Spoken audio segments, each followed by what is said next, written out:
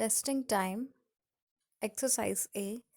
Write T for true and F for false for the following statements. Number 1. The sun appears in the morning. सन जो है वो हमें morning में दिखाई देता है यानी कि सुबह में. तो ये एक करेक्ट स्टेटमेंट है, इसीलिए यहाँ पे आपको टी लिखना है. Number 2. The stars bring us rain. यानी कि स्टार्स जो हैं वो बारिश लाते हैं. तो ये एक फॉल्स स्टेटमेंट है क्योंकि रेन जो है वो बादलों की वजह से आती है. नंबर 3.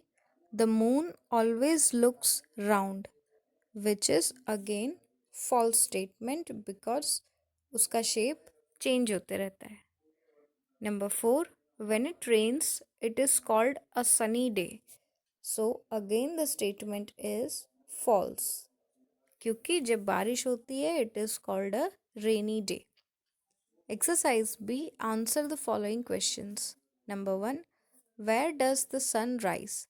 यानी कि सनराइज कहाँ पर होता है. So the sun rises in the east.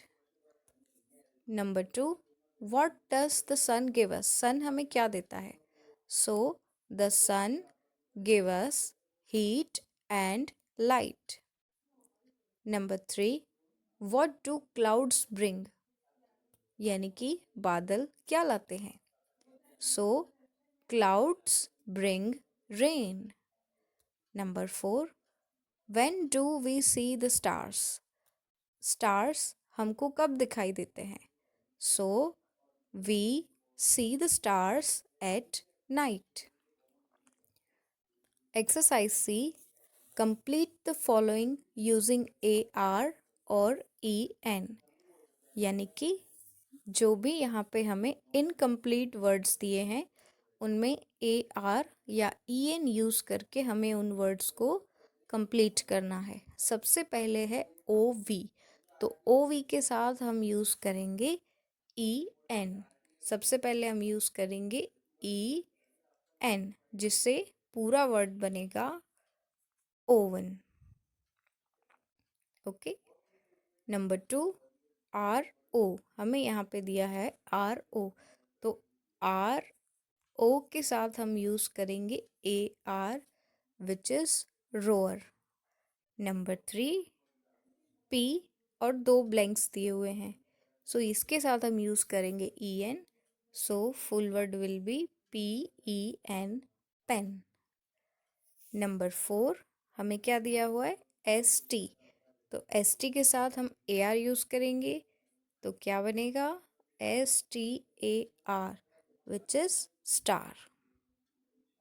Number 5. OX के साथ हम EN यूज़ करेंगे तो बनेगा ऑक्सन. नंबर 6. E. तो E के साथ हम क्या यूज़ करेंगे. E के साथ हम यूज़ करेंगे AR. So word will B year. इसी तरीके से आपको भी एक्सरसाइज कंप्लीट करनी है. Grammar skills. Adverbs. An adverb can be added to a verb to modify its meaning. An adverb tells us when, where, how, in what manner or to what extent an action is performed. तो इस chapter में जो grammar topic है वो है adverb. और adverb का simple मतलब ये होता है कि कोई एक्शन किस तरह से किया जा रहा है. एडवर्ब जो होता है वो वर्ब के मीनिंग को मॉडिफाई करता है. फॉर एग्ज़ाम्पल अगर हम कहें कि Seema is eating slowly, Rohan is running fast. यानी कि सीमा जो है वो धीरे धीरे खाना खा रही है और जो रोहन है वो तेज़ी से भाग रहा है. तो यहाँ पे जो एक्शंस हो रहे हैं, जैसे सीमा क्या कर रही है, खाना खा रही है. तो खाना एक एक्शन है. तो वो एक्शन कैसे हो रहा है, धीरे धीरे. तो ये जो वर्ड्स है कि सीमा धीरे से खाना खा रही है और जो रोहन है वो तेज़ी से भाग रहा है, तो ये जो वर्ड्स होते हैं इन्हें हम एडवर्ब कहते हैं। और इसीलिए यहाँ पे कहा गया है कि an adverb tells us when, where, how, in what manner और to what extent an action is performed. यानी कि जो एक्शन है वो किस तरह से परफॉर्म किया जा रहा है वो ही इस एडवर्ब के थ्रू बताया जाता है। Read the following sentences. Number 1, she placed the वास केयरफुली ऑन द शेल्फ। यानी कि उसने केयरफुली यानी कि बहुत ध्यान से वास को शेल्फ पर रखा। तो यहाँ पे एक्शन क्या है, वास को शेल्फ पर रखना। लेकिन केयरफुली जो है वो एक एडवर्ब है, तो वो क्या दिखाता है कि उसने कैसे रखा, उसने बिल्कुल ध्यान से रखा, केयरफुली रखा, ताकि वो गिर कर टूट ना जाए। Number 2, he runs fast. वो तेज़ भागता है। फास्ट का मतलब होता है तेज़, तो वो तेज़ भागता है। तो यहाँ पे एक्शन है भागना, लेकिन कैसे भागना, तेज़। इसीलिए यहाँ पे ये जो वर्ड फास्ट है उसे एज एन एडवर्ब शो किया गया है। Number 3, the guest arrived early. यानी कि मेहमान जल्दी आ गए। Number 4, he always leaves at 5 o'clock। यानी वो हमेशा 5 बजे जाता है। Number 5, she wears a beautifully designed dress. यानी कि उसने बहुत सुंदर तरीके से डिज़ाइन किया हुआ ड्रेस पहना है। तो यहाँ पर ये जो वर्ड्स हैं early, always and beautifully are adverbs.